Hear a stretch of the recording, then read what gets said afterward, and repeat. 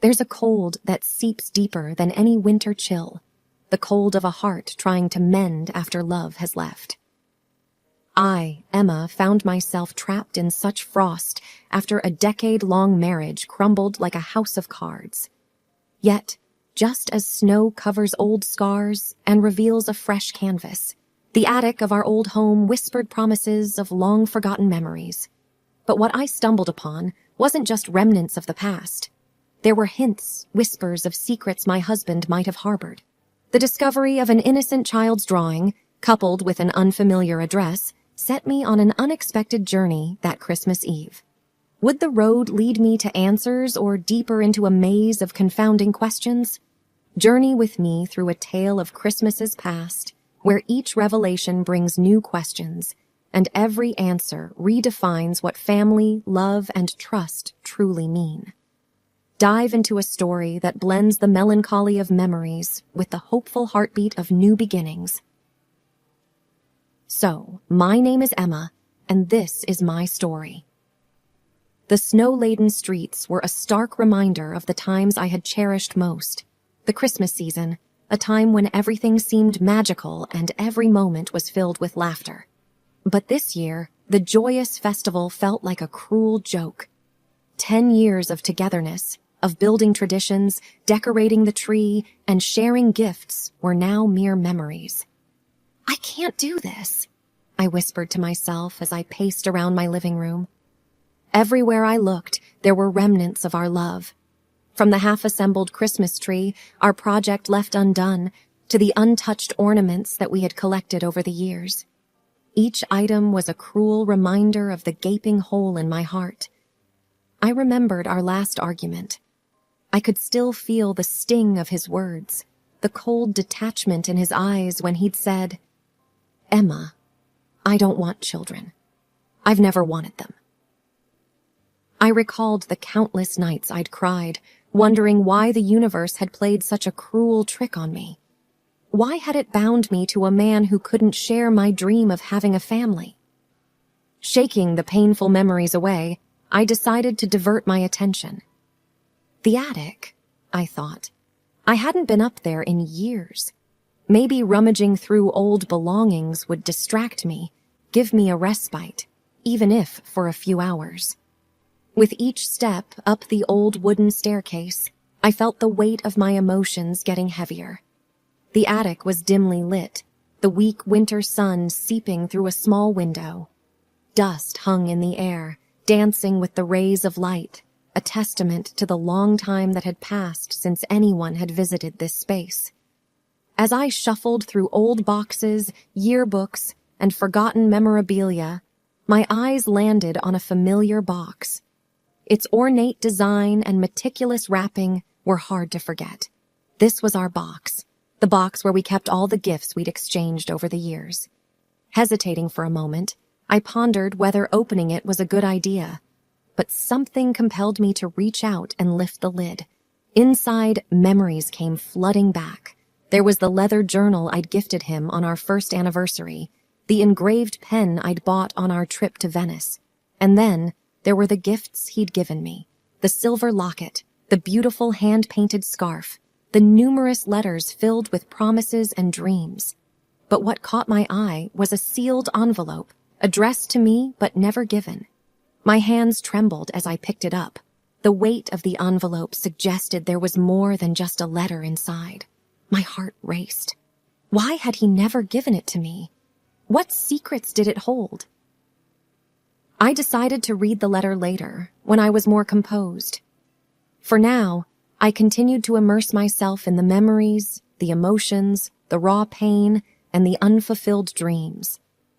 Hours seemed to have passed when I finally descended from the attic. I felt drained, but oddly cathartic.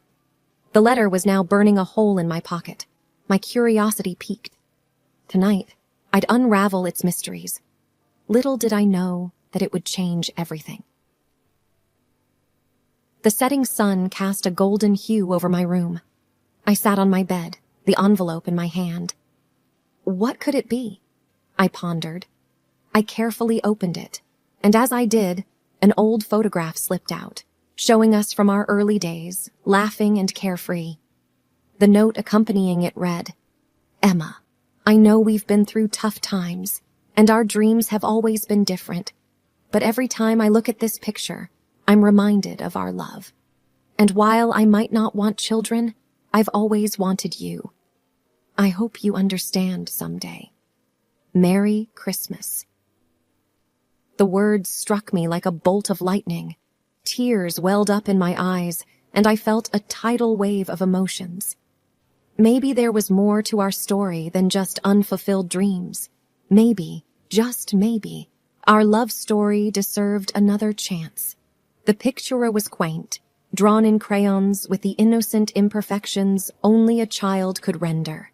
A little figure with outstretched arms, standing beneath a radiant sun, with scribbled green grass at their feet. The words, "For your favorite daddy," stood out in a bold, childish scrawl. The innocent drawing held an implication that was impossible to ignore. My heart raced, thoughts spiraling. He never wanted children, or at least that's what he told me, I whispered to myself. My mind kept repeating those words as if they were some kind of incantation that would magically explain everything. But there it was, in black and white, undeniable evidence that he'd kept a monumental secret from me. Rummaging through the box with increasing desperation, I tried to find anything else, any other clue that might shed light on this mystery. Among the memories, tokens of love, and souvenirs of travels, the white envelope with the child's drawing stood out starkly. It bore an address in another state. A sense of realization dawned on me. He frequently traveled there for business, I murmured to myself, my voice dripping with a mix of disbelief and sorrow. The pieces of the puzzle started to fit together, yet they painted a picture so contrary to the man I thought I knew. Shaking and nearly out of breath, I did what I think anyone would do when confronted with such a revelation. I Googled the address. The search results showed a quiet suburban neighborhood. I could even see the house using the map's street view, a lovely little cottage with a fenced backyard and toys scattered around. The impulse to get answers was overwhelming. Within hours, I found myself packing a small bag and booking a ticket to the neighboring state. The 4-hour train journey gave me ample time to think, to doubt, and to fear. What am I even expecting? I questioned myself. Am I prepared for the truth, whatever it might be? Arriving in the town, I checked into a small bed and breakfast, taking time to compose myself. Looking in the mirror, I hardly recognized the woman staring back. My eyes were heavy with questions, my face etched with anxiety. The early morning was silent, save for the occasional rustling of leaves and the distant jingles of Christmas carols. The light snowfall lent a serene beauty to the surroundings. The quaint house, glowing softly in the muted light, stood in contrast to the swirling emotions in my heart. I had been parked across the street for hours now, my hands gripping the steering wheel, lost in a whirlwind of thoughts. The once inviting home now bore a sense of trepidation. The sight of children's toys in the garden made my heart clench. Every moment felt like an eternity, every breath heavy with anticipation. Drawing up all the courage I could muster, I decided it was time. With hesitant steps, I approached the door, and before I could overthink, I pressed the doorbell. The chime sounded eerily loud in the morning silence. It wasn't long before the door creaked open to reveal a young boy with wide, curious eyes, his dark hair a mirror image of my ex-husband's. He looked up at me, innocent and puzzled. "Hi," I began, trying to keep my voice calm. "I'm looking for your mother. Is she home?" Before he could reply, a young woman appeared behind him. Her surprised eyes locked onto mine. "Can I help you?" she asked, hesitance evident in her voice. "I think you can," I replied, my voice quivering. "I found this," holding up the drawing, "among my ex-husband's things." She paled, her eyes filled with a mix of fear and understanding. "You better come in," she whispered, opening the door wider. As I stepped inside, I couldn't help but wonder if I was ready for the answers that awaited me. We sat in her cozy living room, a warm fire flickering in the fireplace. The aroma of baking cookies filled the air. Her name was Clara. As the evening wore on, she unveiled their story. My ex-husband had been a part of her life for years. Their affair, though passionate, was always shadowed by secrecy. When she got pregnant, he felt trapped and fled, leaving her to fend for herself and the baby. Listening to Clara, I realized the profound loneliness and challenges she had faced. Our shared heartaches and betrayals drew us closer. We laughed, cried, and vented. We spoke of dreams crushed and promises broken. In that intimate sharing, an idea bloomed. "Why don't we spend Christmas together?" Clara suggested. "After all, we're both alone, and isn't Christmas about love and unity?" I nodded in agreement. The idea was comforting. Perhaps, in the company of someone who understood my pain, I could find solace and start healing. The night turned into day, and Christmas dawned bright and hopeful. Clara, her son Liam, and I spent the day in joyous celebration, forging new traditions and creating fresh memories. There was laughter, delicious food, and the love that only true understanding can bring.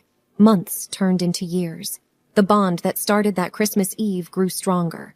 Clara became more than just a friend. She was family, and as for me, life took a turn for the better. I met Daniel, a kind-hearted man who shared my dreams of a family and children. Together, we embarked on a journey of love and understanding. Looking back, I realized that while one door had closed, another had opened, offering hope, love, and a promise of a brighter tomorrow. The pain of the past became a stepping stone to a future filled with love and contentment.